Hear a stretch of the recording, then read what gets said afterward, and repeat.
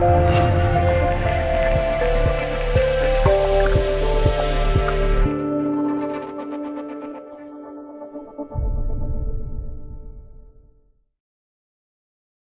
本 NHK 电视台、共同社等各大媒体机构8月15日以突发新闻形式报道，日本政府已经成立危机总部，并将本国九州岛西南部地区危险警报等级从2级骤然提高到4级，这意味着该地区所有人需准备撤离。与此同时，同样位于九州的驻日美军第2大海军基地佐世保基地进入高度戒备状态。依准航母好人查理号2栖攻击舰为旗舰的第11两栖打击群所有战舰随时准备离港。好人查理号2栖攻击舰，据 NHK 电视台报道，从15日0时开始，九州南方60公里处的口永良部岛持续发生火山喷发和地震，到当日10时为止，共发生了26次。日本气象厅警告称，口永良部岛接下来可能发生强烈的火山爆发，这可能导致有人居住区出现灾难性后果。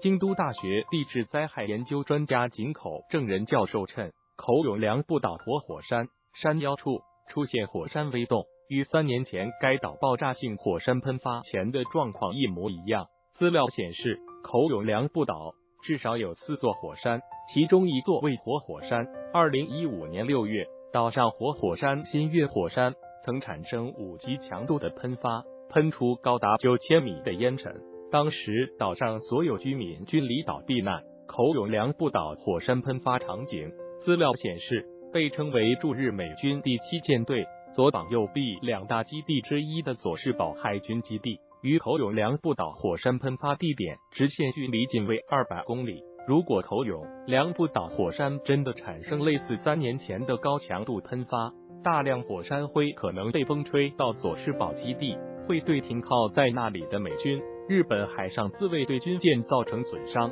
据共同社报道，已经从现场观察到佐世保基地内人员、车辆往来密度大大增加。接近基地的人士向日媒透露，基地已大幅提高戒备等级，无论美军还是海自军舰，均已做好随时离港准备。佐世保海军基地作为驻日美军第2大海军基地，佐世保常驻美军战舰以2栖攻击舰、船坞登陆舰为主。美国海军第11两栖打击群指挥部就设在佐世保基地，下辖好人理查号2栖攻击舰、丹佛号2栖船坞运输舰、托图加号船坞登陆舰和日耳曼城号船坞登陆舰。此外，该基地还驻有美海军第7扫雷舰战队指挥部，下辖4艘扫雷舰、1艘救援船。日本海上自卫队驻佐世保基地的战舰也相当多，包括4个护卫分舰队，共计10多艘驱逐舰，其中海自综合战斗力最强的爱宕吉宙斯顿驱逐舰足柄号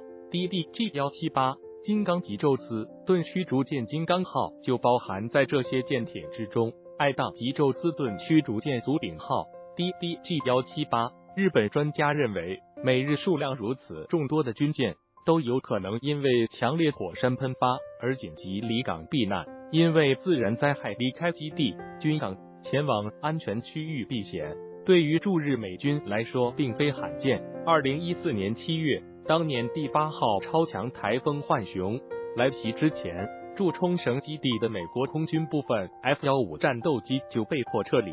飞赴远在关岛的安德森空军基地暂避。当时浣熊的最大风速秒速超过50米每秒，停留在室外的战斗机有可能被吹翻。这个台风最终在日本导致5人死亡、67人受伤，造成的经济损失高达几千万美元。而在美国本土 F-16战机曾因飓风来袭遭到损毁， F-22隐身战机也为了躲避飓风，曾大批迁徙出常驻基地。被飓风损毁的美军 F-16战机，日媒最新信息显示，佐世保海军基地内的美日战舰已全部做好离港暂避准备。如果火山真的产生爆炸性喷发，并给九州岛带来较大灾害，不排除美日军舰会被派往灾区进行救援。